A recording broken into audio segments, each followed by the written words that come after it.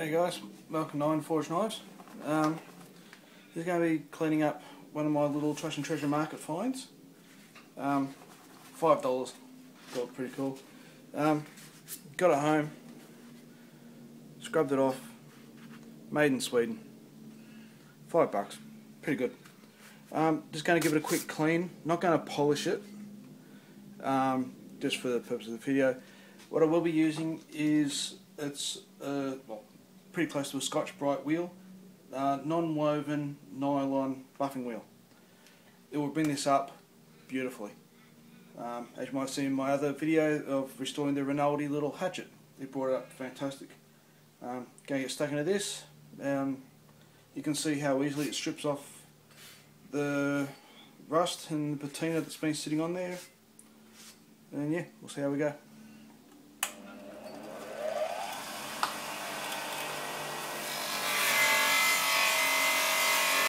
Alright, back again. Just cleaned up the other side. As you can see, it's come up really nice. That's the glare from out the front door of the garage. Yeah. No damage to the pole. Still got the original forge markings. Yeah, so it's not been abused. One thing I did notice though, I'm not sure if I'll pick it up, but the cutting blade is a bit bent. So yeah, it's going to be fun to try and fix. But yeah, what turned out to just be made in Sweden turned out to be a Hults Bruks, or Brooks, or I'm going to cop crap over that, not pronouncing it correctly. But it still looks like it's got the original factory edge, if that's going to pick it up. It hasn't been abused. It actually looks like it's been forged that way because of the hammer marks in it. It's hard to say. But yeah, it's come up beautiful. Next is I'll show you the handle I'm going to put on. It's another vintage handle that I've picked up, old stock, unused. So yeah, I'll show you that next. Well, hey guys, back again. After going through the stock of what I've got, all the handles and stuff, the original handle that came with it was, I thought, a little ratty. Yeah, a few minor surface checkings and a few minor little cracks, like just surface stuff, through not being treated well, like, you know, letting it dry out too much and stuff. Gave it a good scrape, boil linseed oil and a sand, and it's actually come up fairly nice. As you can see by the shine off the light. The reason why I wanted to put a new handle on it was because of this, where it's been broken away. But I thought, yeah, that adds character and originality to the axe head. This was the handle that came with it. I'm going to refit it back onto it. I just want to give it a final fit and make sure it fits okay. Make a wedge, put it on and sharpen it. The handle is beautifully smooth, it's solid. I've turned it over and given a whack on the stump, and nothing's happened. So yeah, it's a nice heavy hardwood handle. Besides the previous owner mistreating the handle by not looking after it with linseed oil, it's still a very good handle. So yeah, I'll fit that and, well, start fitting it, and I'll show you what it ends up as. I've got the axe handle on it. Still needs to be fitted down a bit more, probably 6mm, quarter of inch, to make it level. Just needs to shave off a little bit more off where the neck is. Oh, the shoulder, sorry, in technical terms. With the end where it's been hit, I want to wedge it on a bit more, but as you might know, if you give these a hit, they tend to do exactly this and break off. If that will pick it up, see? They break off and do that. What I came up with was this. I'm not sure if you'll see, it's cut out to the shape of the actual handle. Taped so it won't slide off sideways. but you can put boards over it and clamp it on so it's nice and tight. It gives you a nice big firm hitting area. But you can also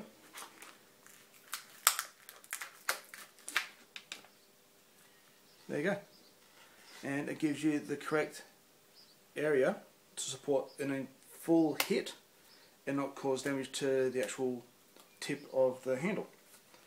So I'm going to give that a couple of whacks with a good mallet and we'll see how it goes. Yeah, just gave a couple of whacks with a good mallet, no breakages, all fine.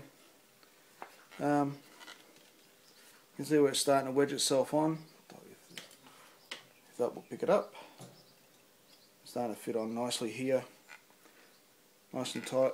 I'll knock it back off and shave a little bit off the back just to get a nicer fit because it's only just coming through the top. I need to bring it up a bit more, so I'll knock the head off, reshave it, sand it, whack it back in. Oh, okay, took the head off. You can see it's just starting to bite in there, and not much, leaves a little mark around the back and not much this side, so I can tell where I've got to take a bit more off and a bit more off the back to make it sit down further. I'll throw it in my vise with leather padding, and as you can see it's well used, and I'll shave a bit off with a file. I'm not going to use my draw knife because that just rips out too much, and then just keep refitting it. Well, refitting. I've done one side. Now for my own guidance, I've actually drawn a texture mark where I can see the head's pushed itself into the wood. That means I've got to take more out off the shoulder, but not off the sides. The sides are fine. It's the shoulder and the front. To bring it down, I'll probably have to bring it back comfortably to about here and take out through there. A trial and tiny little bits, baby steps basically, and half round file. Yeah, slowly is the way to go. I'd rather take an hour and a half to get the head fitted right than 5 minutes going hell for leather and then realising it doesn't fit properly. So yeah, once that's done, I'll get back.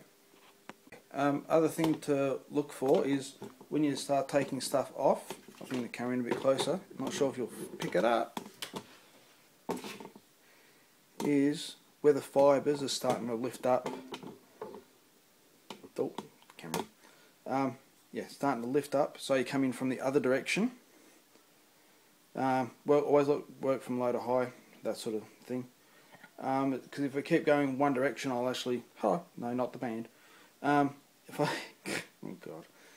If I keep going that way, I'll actually rip the fibres out from over the back and cause more trouble for myself, more sanding and other stuff like that. So you come up from the back, and as you can see, I haven't taken much out, but that should give it a bit more to come down to. So yeah, I've brought it back a bit more. Just going to give it a bit of a slap around, just try to get a bit of shape into it to fit the back of the head a bit better. Well, that makes it easier for when you put the head on.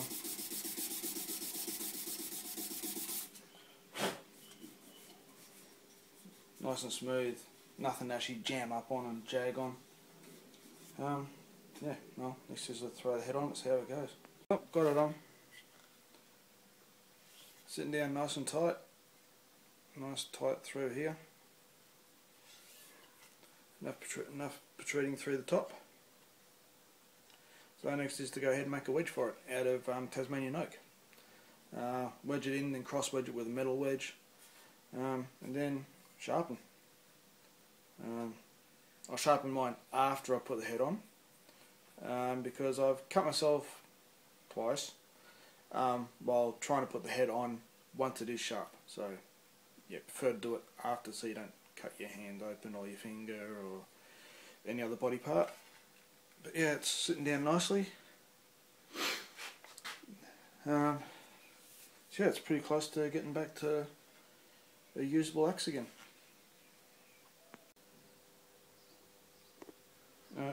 back again. Trusty old draw knife, straight grain Tasmanian oak. Time to make a wedge. Excuse my big buff head. Centre line all the way around, so you don't go over too far. At least 15-20 mil bigger lengthwise, or deeper than what you need. Yeah, 'cause you don't need it down to a fine point. So yeah.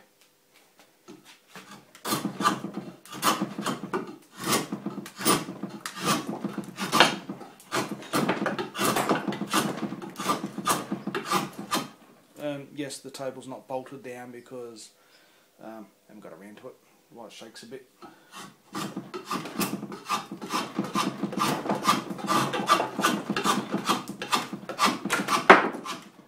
Just like that. No, I won't put you up with all this. Got my wedge done. Yeah, I'm just going to knock it in and see how it goes. Just tap it in a bit. I'm not going to be using this to whack it, I'm going to be using a big hammer. Not sure if you can see it, but actually I'll remove this. I'll bring it around so you get a better shot at this. Better shot how this wedge is open quite nicely.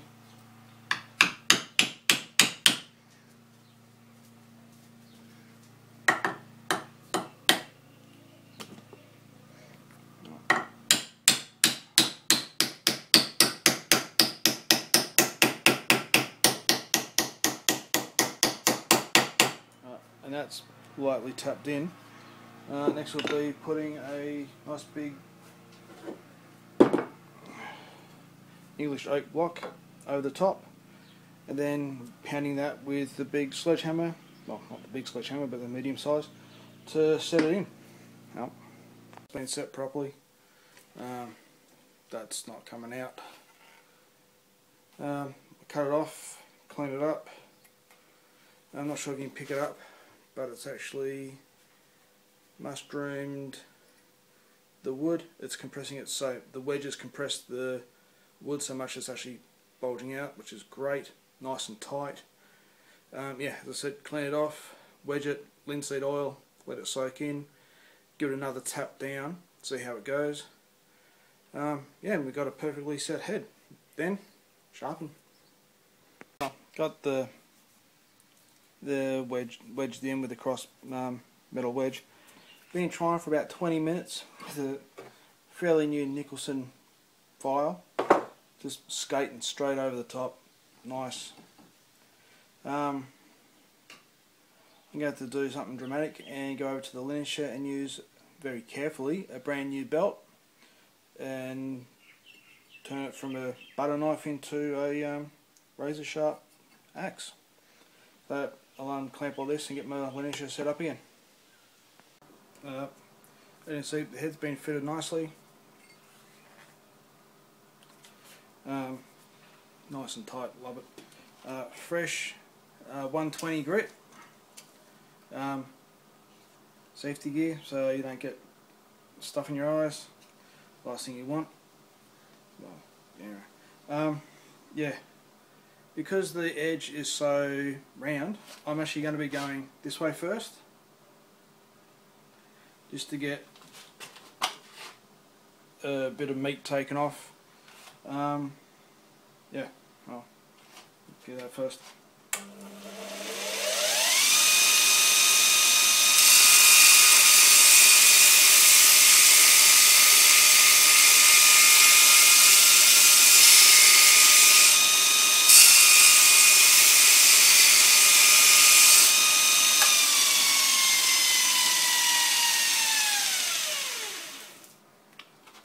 Yeah, got thumbs of steel. Oh, the other thing also,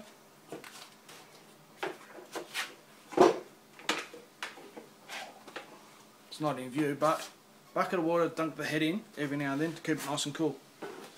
Don't want to go losing out the temper, but it's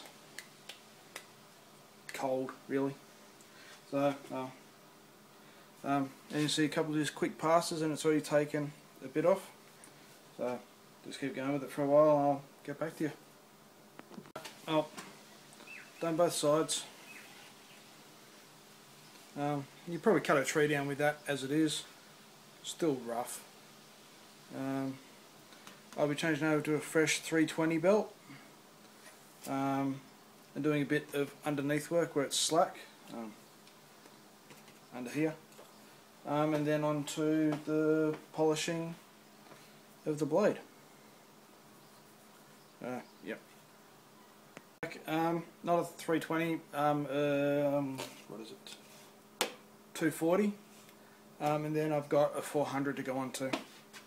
So, yep.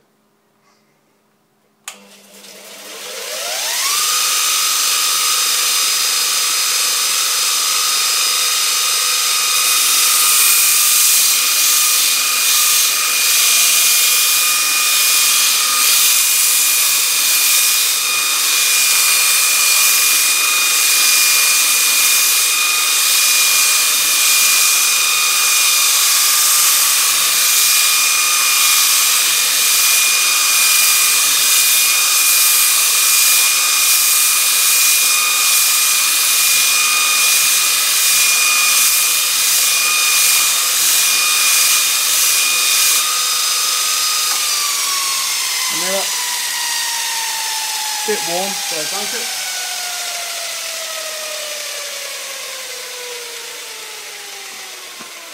Nice and cool to the touch.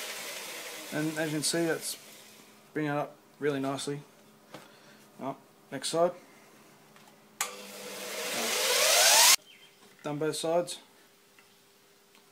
400 grit. Same thing again from underneath where it's slack. Nice beautiful shape. Yeah.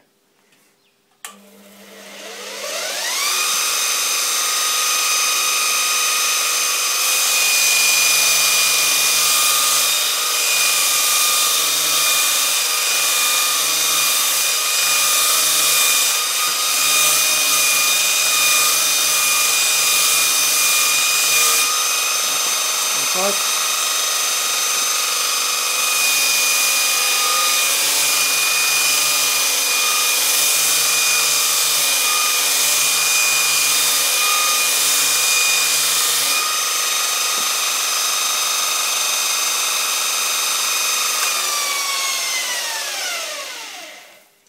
Okay, not sure if the camera's going to pick that up. No.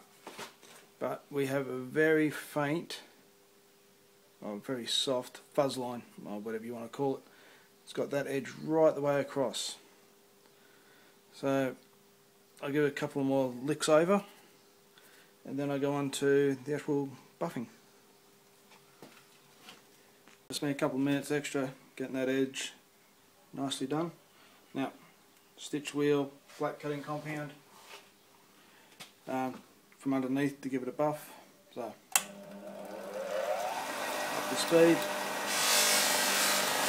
plenty of it. As you can see, it's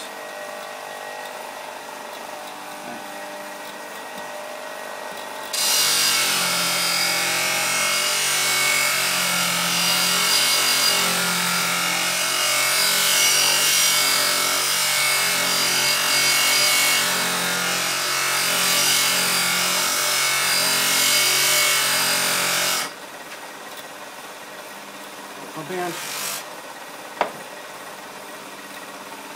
They get a nice little sheen to it. So, don't get knocked on the tripod.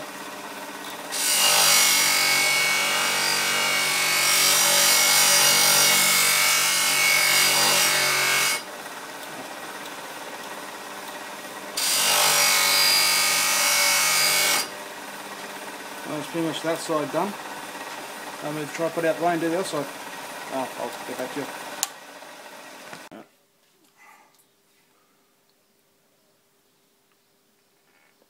Nice, smooth, scary sharp at the moment. But now onto the loose one, the white cutting compound for a polish. Now,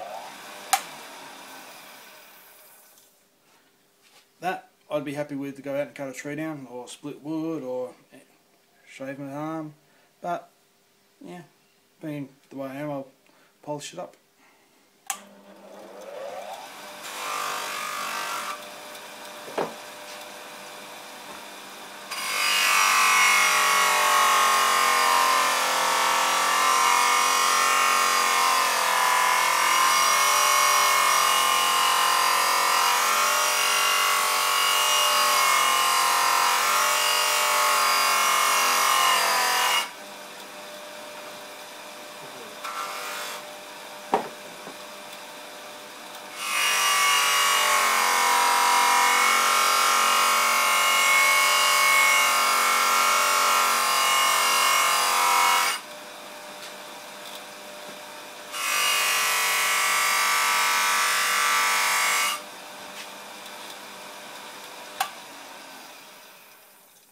And there we go.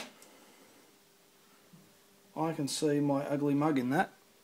Well, you guys probably don't want to see it, but that is mirror. Beautiful. So I'll do the other side, so I'll do that once I move the camera out of the way. So yeah, it's bloody great. And I'm not sure if you can hear it.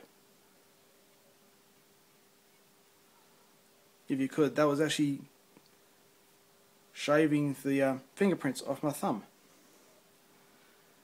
Yeah, so I'll do the other side, and that's that. There we go. She's done. As you've seen, from coming out of the electrolysis bath to being handled, wedged, sharpened and polished.